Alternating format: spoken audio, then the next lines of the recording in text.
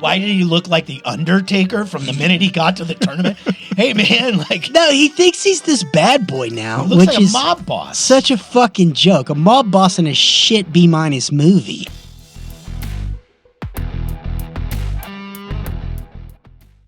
Hey, welcome to the Unrestricted. It's nice to be back, Richard and Bob. How y'all doing, boys? I'm doing better this week. Yeah? I am not. I had a bunch of pain shots this morning. So Shouldn't you be great? if I stumble over some things, just be ready for that. I was just getting onto the elevator, and a dude was getting off at the same time, and he said, "Excuse me," and I said, "My pardon." Then I got on the elevator, and I'm like, he definitely thinks English is my third language. Or he what thinks did I just say? My pardon? Lawrence was just hired a valet for special needs kids. I felt about that stupid. So if I bumble around today, just be ready for it. You know, we bumbled around last week. We actually cut a show. It was a really good show. We did a show. It was one of our best, I honestly, think- Richard. I thought it was. The creative juices were flowing. It was a great show. Yeah, but the recording Hang on. guys decided to screw it all up. Bob, you were saying what happened to our wonderful pod last Yeah, week? apparently the recording guys decided we didn't need to record it. So it was recorded and screwed up. We got hacked. So anyway, the whole daggum pod got infected, or what did we say? Hacked? I'm What? saying it's the deep state. Terrorists. A deep state. Anyway, state. it was that good. And, you know, look, we have a lot to get to. The Masters, the NBA playoffs, et cetera, et cetera. But just to, quickly bullet point the cool stuff that we did last week, it was the day after March Madness. UConn had just won in convincing fashion. And nobody watched. They were awesome. Nobody watched. 12 million viewers for the men, 9 million viewers for the women's finals. That's amazing. And look, the whole tournament on the men's side was super exciting. I can say the same for the women. Just to bullet point this, we all kind of tuned in for the first time in our lives. I was actually interested in women's college basketball. Were you interested in women's college basketball, or the quote unquote feud between Reese and Clark? No, it had nothing to do with that. It was Okay. Clark being an exceptional player and having some Curry DNA, and also the women's game having people like Caitlin Clark and Angel Reese who do things on the basketball floor that lots of former basketball players like myself go, oh, wait a minute. Even on my best day, I couldn't do that. That's why I think the women's game has come and it's on the verge of arriving, if it hasn't already.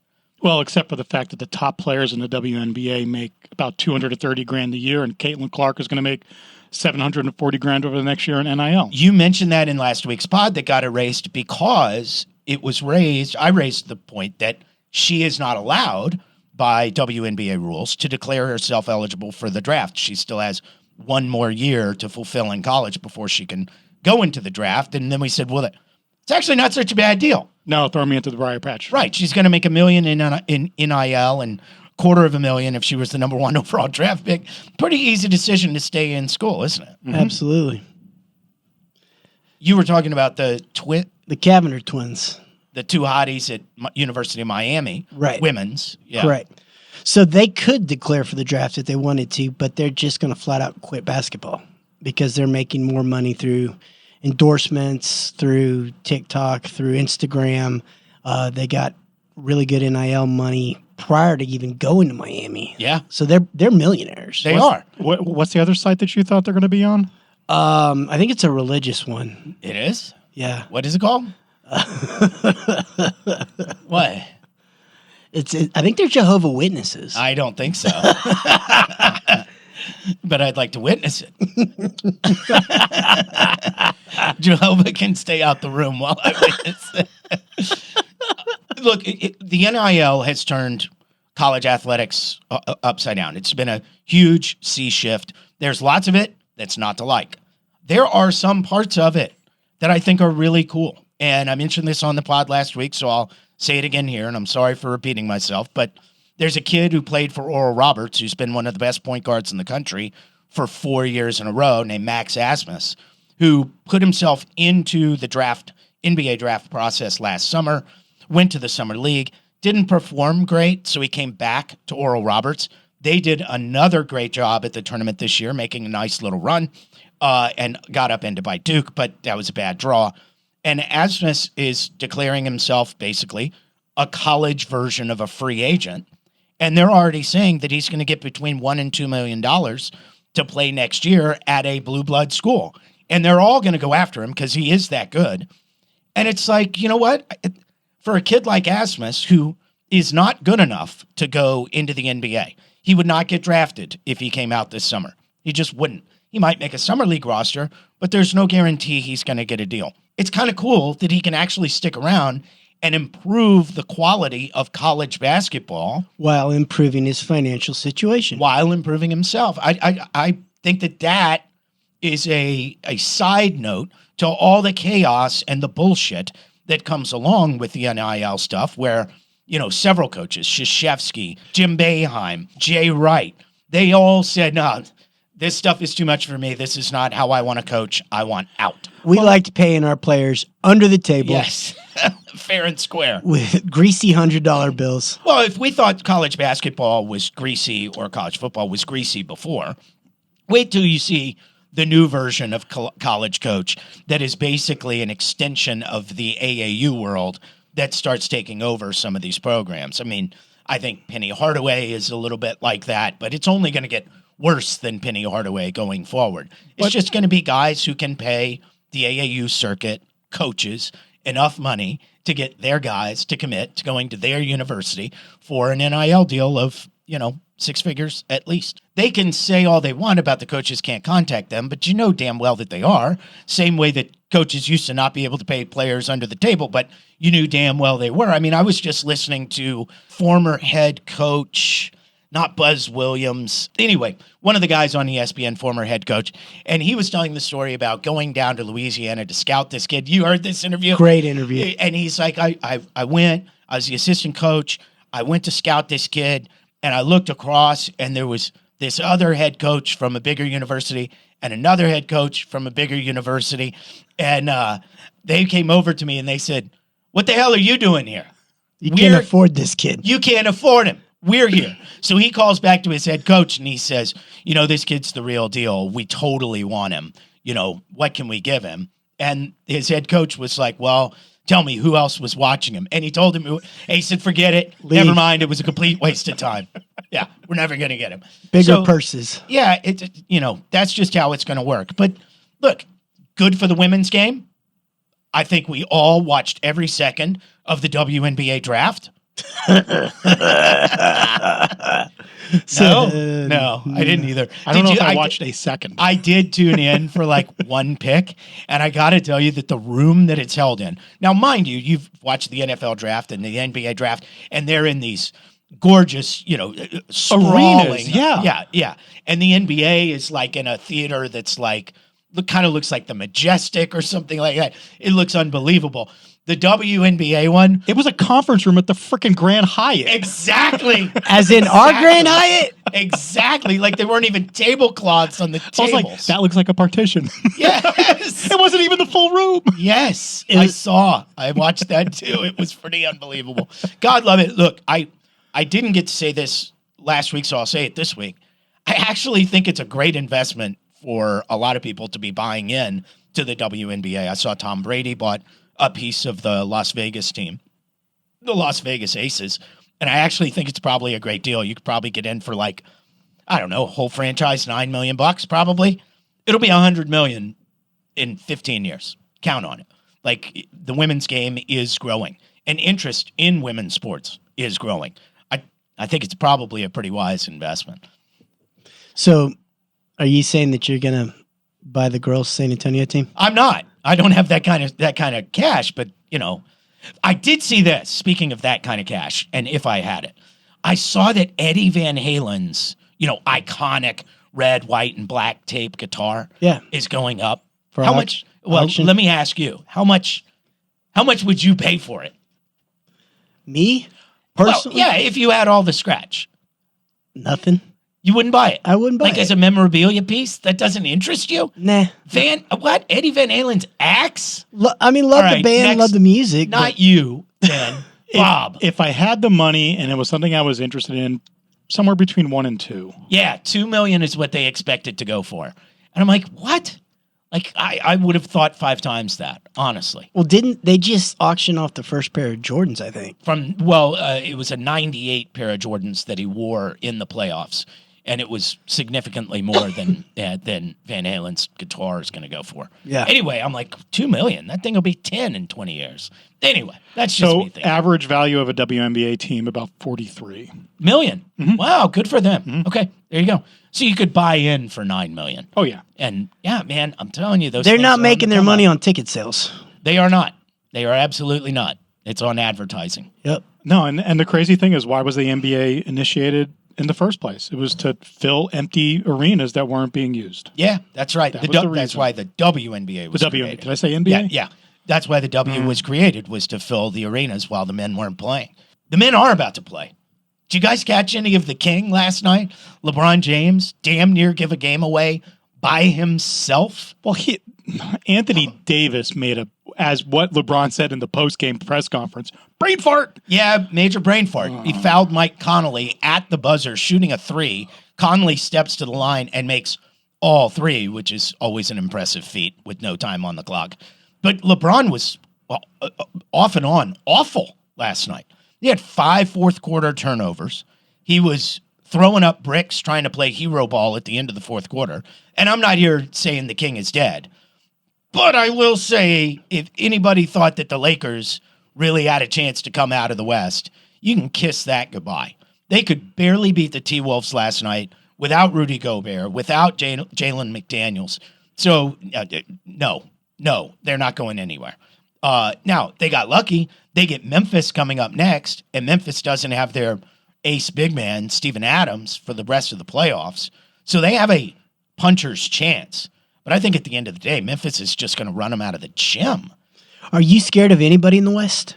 Yeah, man. I mean, there are really good, threatening teams. I mean, Phoenix tops that list. Right? Just seeing how healthy the Slim Reaper They is. haven't lost with the Slim Reaper in the rotation. lineup. They have not 11-0. lost. 11-0. They have not lost. Meanwhile, quick joke, Kyrie Irving, 5-11 as a participant with the Dallas Mavericks. How'd that work out? Not too hot. Not too great. And then they wind up tanking, and now they're getting investigated, and Kyrie Irving won't stick around. They'll have lost that asset.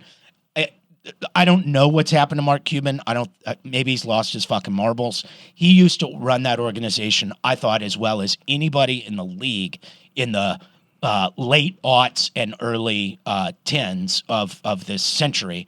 And it's gone out the window. I have no idea what they're doing up there. They have Luka Doncic, who's one of the 5 best players under 25 in the league, if not the best.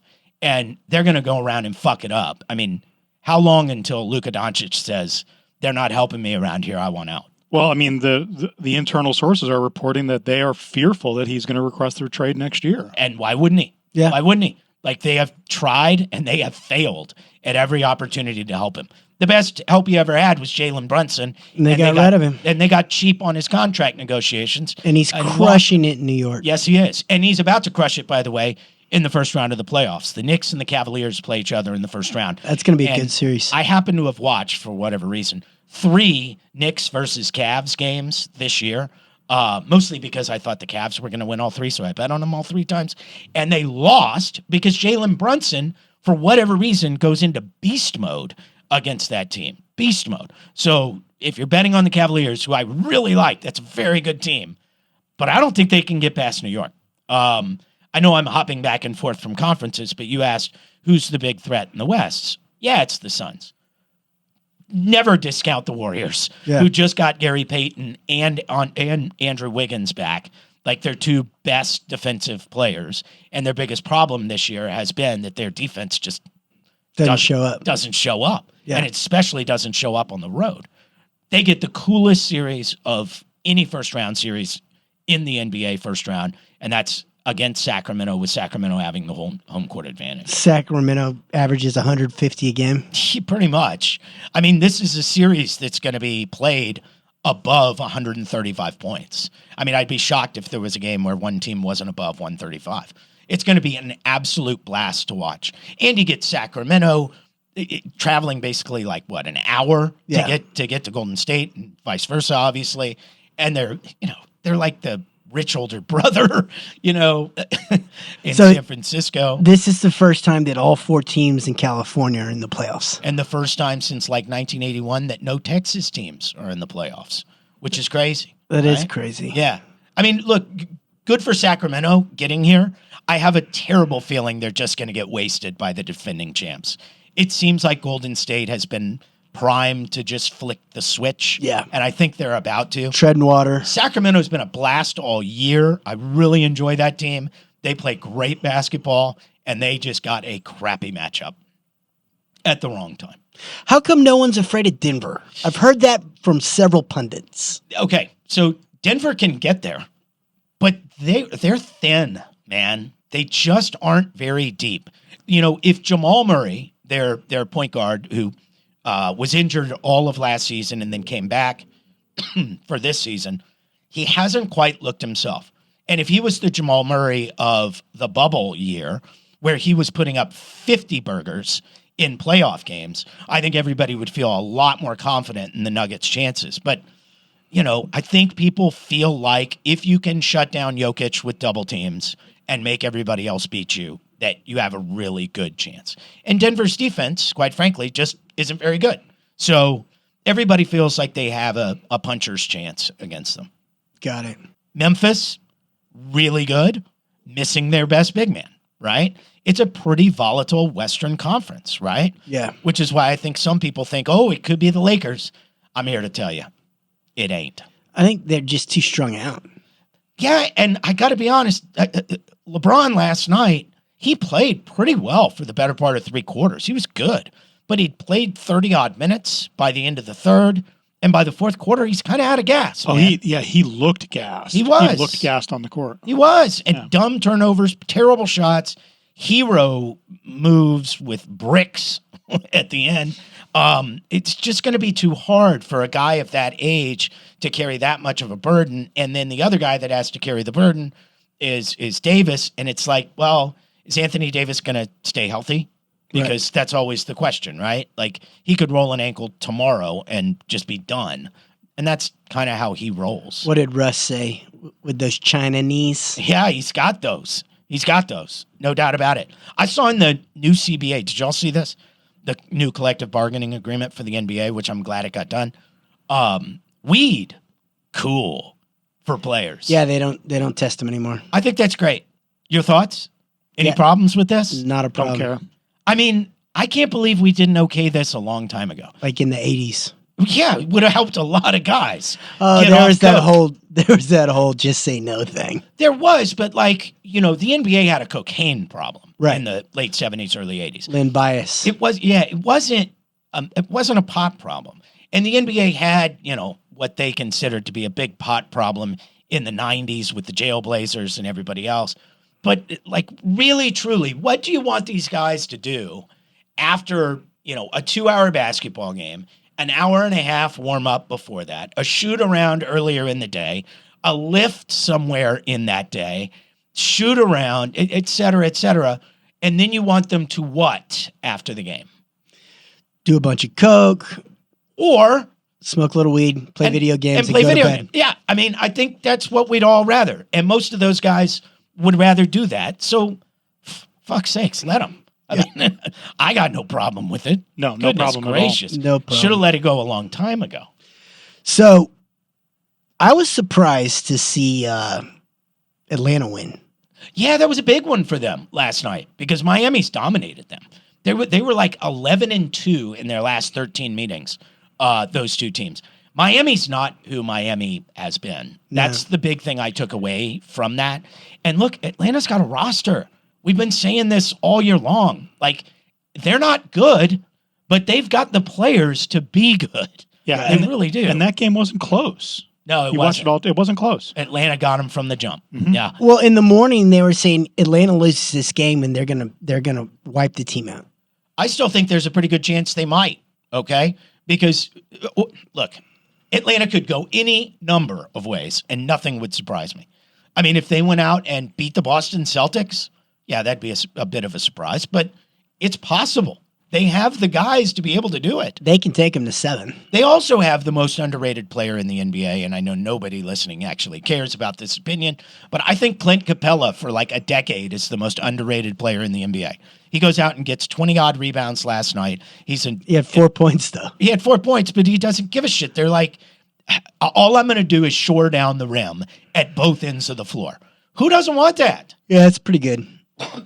You can't be mad at that. No, and he was in Houston with James Harden, and he made the James Harden, pick and roll alley-oop to Capella down the. I mean, that was a big play for them. And then they lose Capella because basically they ran him off. James Harden did, and they didn't have it anymore, and that hurt. No, Atlanta could go anywhere. They could go absolutely anywhere. And if Trey gets traded this offseason, I won't be shocked. It's crazy. Yeah. I know why the Spurs suck. They don't have any talent. Oh, good. You done figured it out. Yeah. We've been together doing this pod a year. You got it. Okay. No, but Houston is dripping with talent. They are. And we have the same record. Yeah. Yeah. But we have a great coach, and they do not. They rolled the ball out, and we ran sets. Even when you watched our worst performances, we're over there running sets, right? We're working on our defensive strategy and rotations. Houston didn't give a flying fuck. It was just like park ball. It was. And yeah, they have a lot more talent. They do. But if you insert Scoot Henderson or Victor Wembanyama into Houston or to San Antonio. Not Victor. Victor's coming to San Antonio. Victor's going to SA. Yeah. It's happening. He's ours, right? It's happening. I feel like it is too, man. I feel like it is too. It's destiny time. I totally agree. He takes the mantle from Robinson, from Duncan, from Artis Gilmore, if you want to go back that far. Great San Antonio bigs. Like, he's the next one. It would only make sense. Under the tutelage of Tony Parker. And Greg Popovich, who, by the way, before his possible final game, decided not to talk about, starting lineups and X's and O's. He decided to go gun control. Yep. Boy, howdy, if I hear one more person piss and moan, this includes my own dad, by the way, about Popovich or anybody else who carries a lot of weight because of their level of fame, having an opinion, man, you can fuck right off.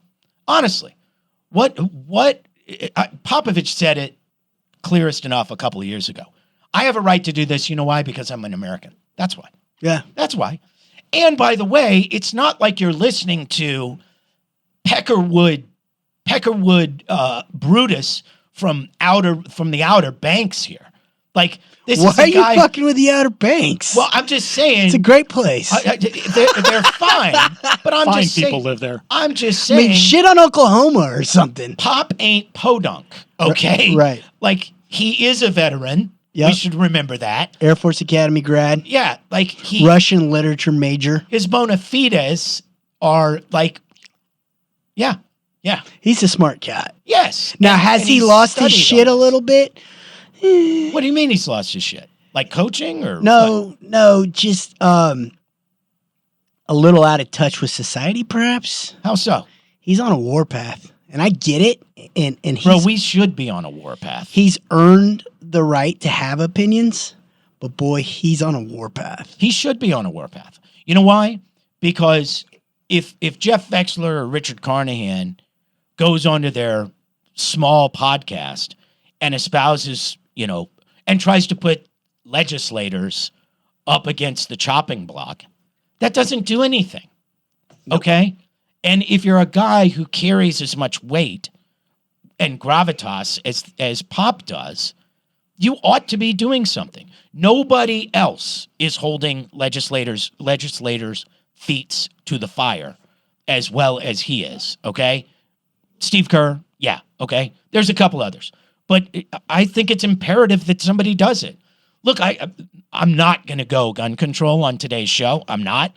But as it pertains to Greg Popovich using his platform to talk about it, if that bothers you, get over it, you fucking snowflake.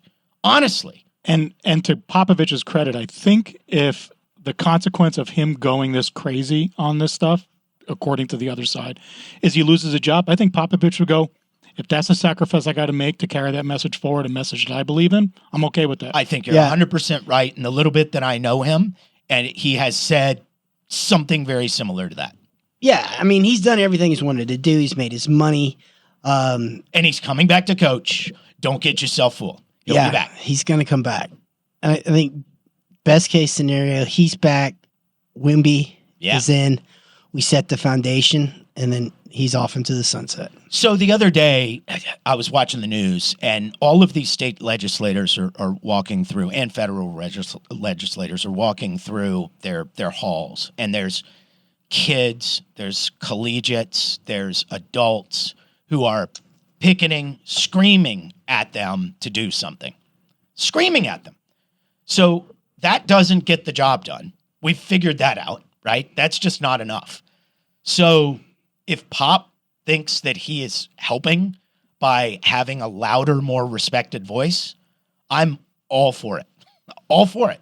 And like I said, if you don't like it, you're the snowflake. Sorry. Yeah, I mean, he can do whatever he wants.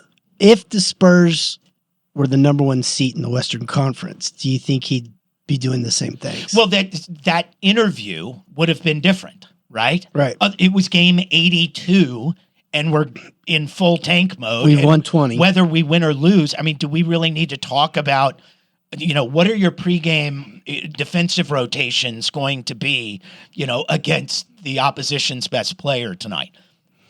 We didn't need that conversation. But if he were the number one seed, hey, are you looking forward to the playoffs? Who do you think you're going to match up with, et cetera, et cetera? I still think he would have gone gun control. Yeah. So I think he gives a shit. And by the way, if he runs for office, I'll be thrilled, but I don't think he will. Yeah. No. Moving right along, how'd you enjoy your Masters? It was pretty good. I thought it was entertaining. I thought Sunday was a little bit of a drag, but that's because John Rahm put on a show, and Brooks Koepka couldn't play more than 54 holes. Nope. Hey, there it is. You know what? There's a lot of talk about that, and I'm kidding, kind of not kidding. But, I think Paul McGinley on the Golf Channel said it best. It's not that he ran out of gas at 54 holes because he's used to playing 54 holes. It's that he's not used to the huge pressure that is applied on the final day of competition. Really? He said that about Koepka? Yeah. Really? Koepka? Yeah. This is actually the first final round in a major where he hasn't done pretty well. Well, that's true, but I'm just saying, since he went to LIV, his level of, we'll say, anxiety, adrenaline, etc., going into final rounds in the LIV tournament with all of 4,000 people in attendance on the entire golf course, it can't be the same. Okay, fine. Then explain Mickelson. That's where but nobody's been able to explain Phil. Like, he hasn't played well in a year. He has one good score in 6 months. One good score. One good round. Okay? Not 4 rounds, not 3 rounds, sorry. Yeah. If Rahm splashes a few balls, Mickelson wins that damn thing. No shit. That would have been insane. And I don't know. Look, Phil is an indomitable prick. Everybody He's says got it. dropped by all of his endorsements. Yeah. Like the shit he's wearing is his own team on the LIV. Yeah. That'd be like me and you playing and wearing Vex and the Bulldog gear. Yes, exactly. And there'd be 300 people that knew what it was. Maybe. He may be a prick, and maybe that's true. But watching Phil Mickelson play great golf has been a great joy for 30 years. He is awesome to watch. He hit the fairway on 17. He was on the left-hand side. And I was looking at him, and I was like, you know what? I've seen Phil knock this thing stiff on 17 so many times. I can remember them in my head. It's like a dozen times. I'm like, he's going to knock this bone stiff to that impossible pin on the right center. And he knocks it to a dick length. Like, it's just, that's who he is. Look, Phil is special and he's fun to watch, personal stuff aside, he is awesome to watch play golf. It was fun. It was fun to see him on the 18th green, though. What was up with the sunglasses the whole damn day? Why did he look like the Undertaker from the minute he got to the tournament? Hey, man, like, No, he thinks he's this bad boy now, he looks which like a is mob boss. such a fucking joke. A mob boss in a shit B- movie. Yeah, and with Ozempic face. He's the whitest dude in America, and he thinks he's hard dick. I know, it's kind It's of weird. like, come on.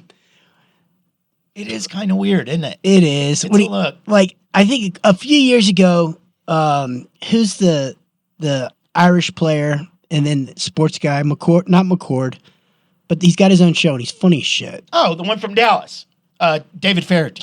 Faraday. Faraday's got his show. It's a good show, irreverent. I actually saw him at the Tobin. Yeah. Do like a comedy show. It was pretty good. But he interviews Phil, and this is before LIV and all the shit that's gone down. And Phil comes out and he's wearing like this black bomber jacket and like a mock roll turtleneck. And He's in Wild Hog. like he thought, yes, it reminded me of an accountant that tells his Sturgis. wife he's retiring at 58, goes and buys a brand new Harley and Yeah. comes home in assless chaps. And he's like, I've always been this guy. You just didn't know. Watch me, I party. We're going to Sturgis. And everybody's like, shut the fuck up. God, it's fun to watch him play when he gets hot, though. Just his flops. I mean, those hands. I would have putted all of them from where he was chipping it in the air 100 feet. Talking about hands, did you watch the swing analysis for the high amateur Bennett? For Sam Bennett? Yeah. No, I guess I didn't see that. He has That's a another weird great swing. story. Yeah, Yeah. he has a weird swing, but the story on him, I watched the story on him. The story's awesome. The story is awesome. Oh, did you not cry? No, it was. I absolutely cried the first time I saw it on Golf Channel. And yeah, if you're ranking the stories from the Masters, That's up there. I mean, John Rahm won, but like, I don't know if he's the top story. No, he's not at all. It's only I think it's Phil finishing second and Sam Bennett like making a damn run at the thing. and Brooksy not closing. And Brooksy not. You're right. Yeah. Sorry, that's the other one. Yeah. and as to the stories, the Rahm story is only a story because it occurs on the anniversary of Sevi and some of those tie-ins. that was like manufactured story. That's how I felt about it. He's a great player. Yeah, we all knew he was going He's to win. been a green great jacket. player. We all knew he was going to do this eventually. But is it like, yeah, this is really compelling? No, He's because steady Eddie. He's a great player. he is, but nobody really loves him. Like he's not. I don't know But anybody by the same who's token, a big Rahm I don't. fan. Phil is Phil is, yeah, well, because his he's brother coached him. right, and he's in Arizona Yeah, Well, I mean, State. where Rahm had all the fans, they were all the ABK kids, anyone but Koepka, because Yeah. there was a lot of crowd reaction. I was one of those. Yeah. You were an ABK Anybody kid. but Brooks. Yeah. Now as to other stories, the guy who finished 9th shot a 67 on the final day, Sahith Tagala. Yeah, he was awesome. And he looked great doing it. He just looked so happy. He's a cool dude. Yeah, so respectful of the moment. Everybody loves that kid. He was on the show, right? He was on the Yeah. show. And by the way, Indian fella. yeah, from California. Yeah. Did you see his chip in on 16? Shot of the tournament? Do you remember when Tiger holed out in Pretty much the same. 04? I forget what Yep, year that I think it was 04. When from long of 16 Yeah. and the Nike commercial with the pub, Tagala made the exact same chip in. And it falls in right at the end. It was beautiful. Yeah. It was beautiful. And like his reaction was, it was everything. It was, God bless, that was awesome. I just made the exact shot Tiger Woods made in his way to winning against Chris DeMarco, I think it was. Like that was his reaction, right, Bob? Yeah, that It was was. like It he was- knew the history of the shot. And then was it the next hole where he put it into the stands so bad the announcers were like, I don't think I've ever seen a ball go there Yeah. before. Yeah, he's on the come up. No, I thought it was a cool Masters. Have there been cooler? Yeah, sure. I mean, we had Tiger win just a few years ago in 2019. After major surgeries, right? But like, it was cool, and yeah, I guess John Rahm, stamps it in concrete that I'm one of the best in the world, and I'm going to be here for a while. And look, there's not going to be another Tiger that moves the needle the way we all do, the way the way he did for all of us. But if there's some sort of a conglomeration or a head-to-head competition like a Magic versus Bird, if we can get a Magic versus Bird out of Rahm versus what? Scheffler? Yeah. Rahm versus any of them. But you've got two guys that are both pretty good guys. You've got to have a bad guy. And Phil trying to pretend like he's the bad guy. That doesn't cut it. It's stupid. But we don't want Patrick Reed to get in there. He's Who the actually obvious choice. played pretty well. That's the other story that maybe LIV we guys glossed played- over. That might be the Nine biggest story. of the 11 there made the cut. That's pretty good. And then, 3 of the top 5. yep. It's actually way better than we thought. It was a lot better than we thought. But then again, our prognostication skills, not all that good. Why? Thankfully, that recording is somewhere not good. Who did you pick last week when our recording got messed up? Not Rahm, Who'd you have? a guy who didn't make the cut. Who? McElroy. Who'd you have? I had Shifty. I had John Rahm. It's fucking No, liar. I didn't. But talking about other stories, you talk about Tiger and moving. That was a sad story to see how he was moving. He looked the worst I have seen since the accident. So I was at the Masters this time last year, and I mentioned I followed him around for as long as I could, which wound up to be about 15 holes during 2 days. And Not quite to the stalker level. no, there was a rain thing. Anyway, watching him drag that leg around is truly sad. He's struggling. That course is so hard to walk. And look, him making the cut is a huge deal. Yeah. And I was with somebody the other day that said, but I'm sick of this bullshit where Tiger plays and then pulls out. Man, shut the fuck up with that. And let me tell you why. Some Tiger is better than no Tiger at all. Absolutely. It's a story just to get an interview with him. Yeah. To see how awkward he's going to act, to see if he's less awkward. Yeah. Wondering why the fuck hasn't he shaved his head yet? Right, that's a good question. Horrible. You should ask that in the interview. Yeah, and as to why he pulled out, I would yell at those people and go, Sorry, I'm just looking at Richard's. I look like receding Tiger right now. hairline, and I'm like, wait a minute. How come you pot calling the kettle? Wait, takes one to know one. I guess so. anyone who has an issue with Tiger retiring and withdrawing, go walk Augusta in that weather. Yeah. In that weather. On a beautiful day, that is a tough course to walk. Very good point. And one of the previous Masters where he pulled out, his playing partner actually, they had interviewed him. He said he pulled out because one of his pins broke the skin. One of his screws was coming out. Yeah, so all credit to Tiger. Tiger, you do Tiger, and we love to see you, man. I want Tiger playing forever, and I don't care how many rounds he plays. The effort, and he still pulls off some magistry occasionally that is, still pretty vintage. And talk about magistry, Fred Couples at 63 makes the cut and actually plays pretty darn good. Fred's a stud. Some guys are just always going to go to Augusta and perform well. Fred Couples has been that guy for 20 years, long after he was really relevant on the PGA Tour. You could count on Couples doing something at the Masters. Yeah. Right? And I think Phil is that next guy. Oh, really? You don't think Phil's going to make the cut at the Masters at 67 years old? Watch. He's going to do it just to piss us off. So if you win one of the majors, you've got a lifetime exemption for that tournament, correct? No, just Augusta has that rule. Not If you win the U.S. Open, you don't automatically get to play U.S. Opens for the rest of your life. you have to qualify. Yeah, Okay, what about the PGA? same. But the Open. No, you don't get lifetime passes in anything but the Masters.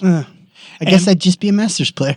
And and here's the other thing too. Remember, the majors are the only way LIV golfers can get world golf ranking points to qualify for those tournaments. And depending on where you did, if you led around, there were world golf ranking points available. So if you talk about Mickelson, you talk about Koepka, you talk about Reed, there was good points available for these guys because they ain't winning them anywhere else. And they got him. And they got them, which means they're more likely to get into the rest of them and maybe even World Golf Championship events. And here's where it gets really screwy, especially for a guy like Koepka who finished where he did. He's earning Ryder Cup points. There's a world in which he does well, like he did at the Masters, and then the U.S. Open, and the PGA, and maybe the Open Championship as well, and he earns himself enough Ryder Cup points to automatically qualify. But then it goes down to the coaches, right? No. Automatic. Qualify. The top 8. 10. Top 8 or top 10? It switched a few years ago. It used to be 8, maybe now it's 10, and then there's 4 captains picks.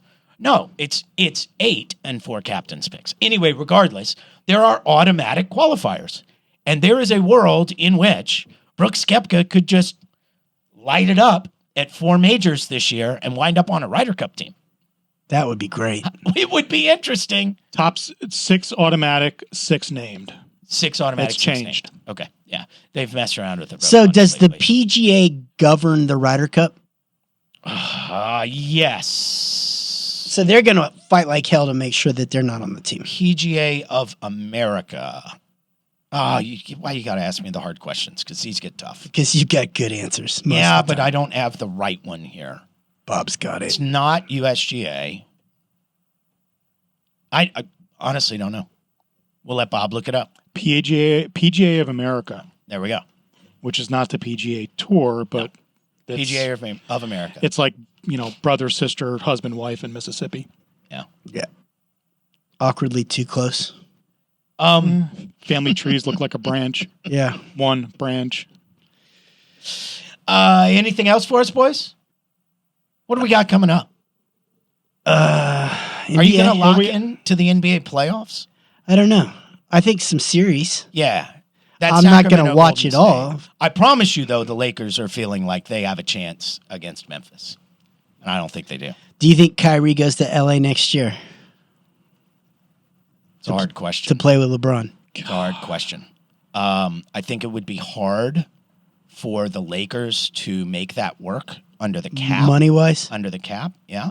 Because you would be needing Kyrie to take a massive pay cut. And he's not into that. He didn't strike me as that dude. He's going to be looking, in my opinion, Kyrie, 1 year, $50 million, 2 years, $90 million. That's what he's going to look for. And somebody's going to be dumb enough to give it to him. Talking about if I had enough money, I would pay Kyrie to go to yeshiva for a year. Okay. And pay him that kind of money. Don't play basketball, just go to Israel for a while. Get cultured. Learn a few things. Gentlemen, I enjoyed it. It's nice to be back in the saddle. Good stuff. Did I stumble over my words? Were my pain medicines too obvious? No, I think you're all right. No, you were good. As normal. All right. Well, if you didn't like the gun control stuff, blame it on my painkillers. No, Just kidding. I meant every fucking word of it. We'll talk gun control more a little bit because as one of our hosts said earlier this morning, we'll have another mass shooting next week. Yeah, there's going to be another opportunity, sadly. And we have baseball. Anyone watch any baseball? Tampa's 11-0. I know. But the games are good. I know it's gotten and they're really they're faster. snappy and they're much faster. And they're serving beer into the 8th inning now because the games are so much faster. And I have been able to watch some at-bats from some of the better West Coast players like Mike Trout with my son before he falls asleep. This is a big deal. It's a big deal. It's a big deal. Orioles have a winning record. They've got a great celebration. Do they? Wow. Oh, yeah. Yeah. Well, you're really paying attention to baseball. Where did this come from? Last time the Orioles had a winning record, Reagan was president? Maybe. Can't be right. I think it was when can't be right. Cal Ripken and Brady Anderson was all juiced up. Yeah, when Brady Anderson hit 40 home runs. Yeah. And then next year he weighed 170 again and hit 2. Seriously, with the Orioles being that bad that long? Oh, they're horrible. Their celebration is legit. So guy gets on base and then he goes over and he does the sprinkler. No. And the guys in the dugout spit water out. No, that's great. It's fucking money. That's awesome. It's a great celebration. Okay, I'm going to eat crow. They had a winning season last year, 83 and 79. And no one knew. No one knew Reagan was president last year. My God, going down the rest of this road. Oh, man. All right, we'll see you next week. Please like and subscribe on the Unrestricted. How y'all feel out there? feel good?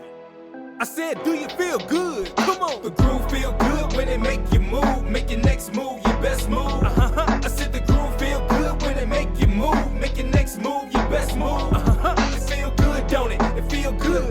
It feel good cause you know it's good. Hey.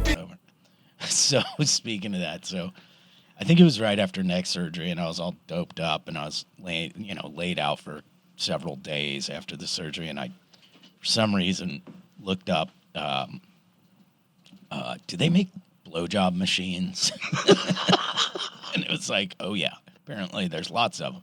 So then I go to like a list of like the top 10 blowjob machines that are out there, and I'm clicking on each one, and they all do weird things. Frankly, they don't necessarily resemble. Do you hook it up like motion to your of a water blowjob. line? I didn't see one of those, but I guess there's a spot for you in that space. But I go to one, and I click on it for the description, and it takes me to fucking Amazon. Well, guess who I share a fucking Amazon Prime account? Oh, Jesus Christmas. My wife. Your entire family. Yes. Well, yeah. Luckily, my wife's the only one that can read. But yeah, so she was like, "Hey, Hey, sport. what you searching for?" Home Depot got some fertilizer.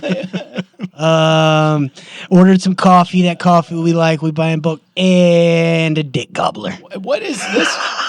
You chose the one that you can audibly control?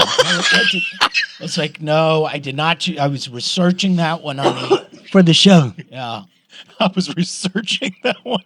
That just digs you in deeper. it did. It did. It was, yeah, still embarrassed. All right.